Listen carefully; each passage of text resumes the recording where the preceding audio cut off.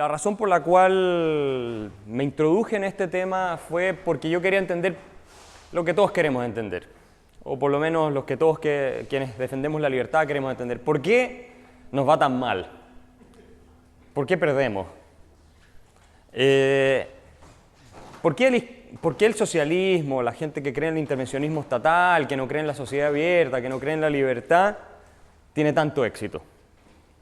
No puede ser que haya un gen colectivista que nos determine hacia el estatismo y el colectivismo y el socialismo. Eso es algo que no puede ser lo único, al menos. Tiene que haber algo más. Eso es lo que yo pensaba. Bueno, el tema, porque me preguntaba siempre cuál era la clave del éxito de aquellos que no creían en la sociedad libre, que no creían en el libre mercado y que básicamente apostaban por una filosofía del poder y del control sobre los individuos. Y me di cuenta que la clave estaba en las ideas y en los intelectuales, que al final son ellos quienes, elaborando teorías, poniéndolas en circulación, finalmente tienen un mayor impacto sobre la evolución institucional y social. Entonces me pareció relevante transmitir esto, hacer una charla, llamar la atención, que la gente tenga conciencia de la relevancia que tiene el mundo de las ideas, el mundo intelectual, el mundo de la filosofía y todo eso. Y por eso ya llevo un par de años dando esta charla, escribí un libro, también recogiendo estas ideas que se llamaba La fatal ignorancia y en definitiva ha tenido bastante éxito y siempre me la piden nuevamente, así que esa fue la razón.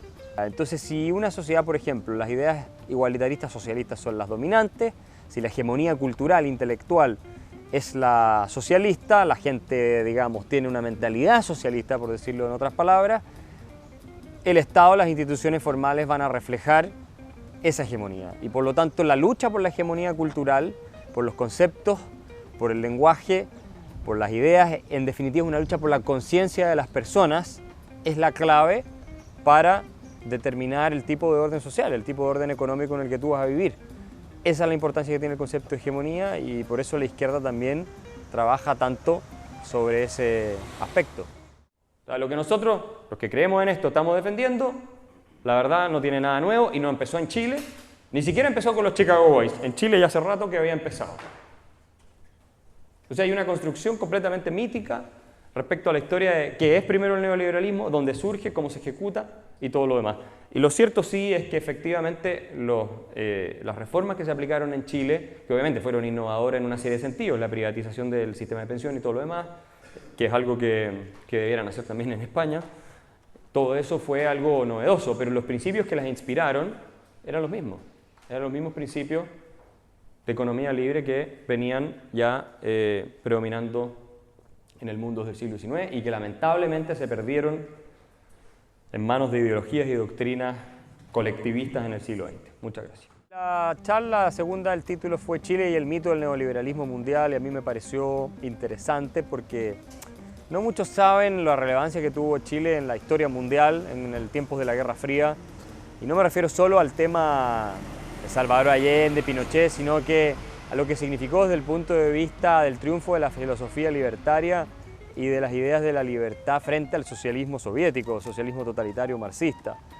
Entonces me parece que es interesante plantear eso, llamar la atención sobre este punto y destruir el mito de que Chile fue la cuna de un sistema económico nuevo que se impuso con la conspiración de la CIA y todas esas patrañas que se han ido contando, porque en realidad lo que ocurrió es que en Chile se estableció un sistema, un conjunto de instituciones, luego el experimento socialista fracasado de Salvador Allende, que apuntaban básicamente a restaurar los principios del liberalismo clásico que ya habían predominado en Chile en el siglo XIX y que no eran absolutamente nada nuevo en el mundo tampoco, y que consistía en restaurar la libertad. Al principio obviamente fue económica, contexto de un gobierno autoritario muy complicado, muy duro y muy injusto en muchos sentidos, pero que finalmente transita la democracia y gracias a eso Chile hoy día es el país económicamente más avanzado de América Latina y el que tiene los mejores indicadores y al mismo tiempo la democracia más estable también de América Latina.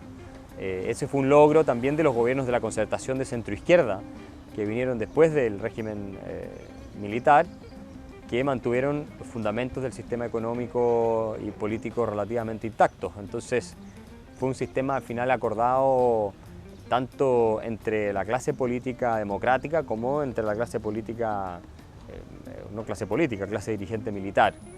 Es una cosa bien curiosa, bien única también en la historia, yo creo. Entonces Llamar la atención sobre esos aspectos me parece importante desde el punto de vista de la teoría económica, la teoría política, la historia de las ideas y desde el punto de vista de, bueno, el interés por aquellos que están en toda esta discusión sobre el neoliberalismo, el no neoliberalismo. Es importante desde todo punto de vista. Lo que ocurre es que hay que distinguir ahí dos cosas. Una son las reformas económicas, claramente fueron un éxito y eso lo reconoce hoy día la mayoría de la gente, no solo en Chile sino también en el extranjero. Y otras fueron los crímenes cometidos bajo el régimen autoritario y esos obviamente no tienen justificación. Ahora, una cosa es la justificación moral, otra cosa es la explicación histórica, sociológica y política de por qué se produce. En Chile colapsó la democracia, el proyecto de Salvador Allende y la izquierda chilena era un proyecto totalitario, buscaba instaurar un régimen comunista en el país, ellos mismos lo decían, esto no es nada que uno esté diciendo, lo decían ellos, que lo que buscaban era emular el caso cubano. Fidel Castro estuvo un mes en Chile después de que sale elegido Salvador Allende, apoyándolo en su famosa revolución socialista, que era por la vía democrática, eso sí, no era por la vía violenta, a pesar de que dentro de la coalición de Allende, el Partido Socialista y otros grupos buscaban sí la vía revolucionaria violenta para establecer la dictadura del proletariado. Bueno, finalmente ellos hacen colapsar la economía absolutamente, en 1000% de inflación, escasez de bienes básicos, muy parecido tal vez peor a lo que Venezuela tiene hoy día como situación. Y el Congreso, la Cámara de Diputados, con 2/3 de los votos, convoca una intervención militar el 22 de agosto de 1973, es un documento histórico. Finalmente los militares intervienen, derrocan al gobierno de Allende y bueno, pasa todo lo que ocurrió, lamentablemente. Pero hay que entender que esto venía un proceso anterior y el peligro está en no reconocer cuáles fueron las causas de todo esto, de todo el proceso que después vino. Porque si uno se queda solamente en los efectos, y te quedas concentrado en los crímenes que se cometieron, que es muy importante obviamente, bueno, después tú te olvidas cómo fue que ocurrió que se llegó a esa situación. Y la verdad es que al final si no aprendes de las causas es cuando no vas a saber cómo prevenir que ocurra nuevamente. Entonces es una hipocresía y una falta de seriedad y responsabilidad hablar de que la historia empieza en el año 73. La historia no empieza en el año 73 en Chile, empieza mucho antes. Entonces, si uno tiene la película general, completa, integral, entonces aprende realmente de su historia. Si uno solo tiene una versión y el resto la ignora, no aprendes de tu historia. Y entonces estás condenado a repetirla. Y lo último que quisiera yo es que algo así se repitiera. Pero si estamos de acuerdo en que tenemos que respetarnos los unos a los otros, si suponemos eso, el proyecto de vida que nosotros seguimos, por lo tanto la forma en cómo disponemos de nuestra propiedad y cómo la conseguimos y todo lo demás, y en el fondo, en el principio de una agresión, no poder instrumentalizar a otro para nuestros propios fines, si estamos de acuerdo en eso, entonces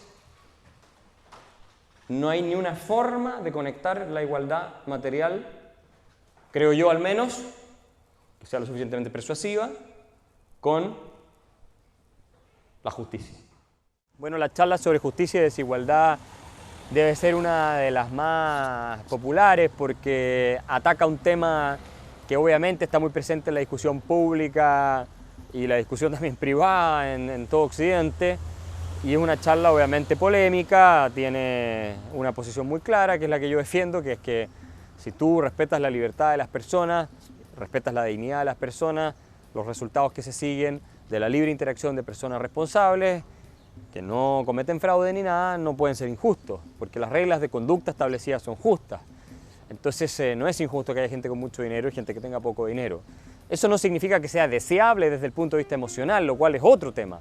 La justicia es una entidad que tiene que ver con consideraciones racionales y no con argumentos emocionales. Entonces, sí, se formó un debate muy animado, muy entretenido, la gente participó mucho, muy respetuoso, muy cordial, y creo que muchos fueron bastante convencidos de que al final la solución no es la igualdad a través de la ley, de que todos sean iguales, ojalá en todo lo más posible, que es la igualdad puesta a través de la fuerza, sino la igualdad ante la ley que respeta la diversidad, la singularidad y la individualidad de las personas.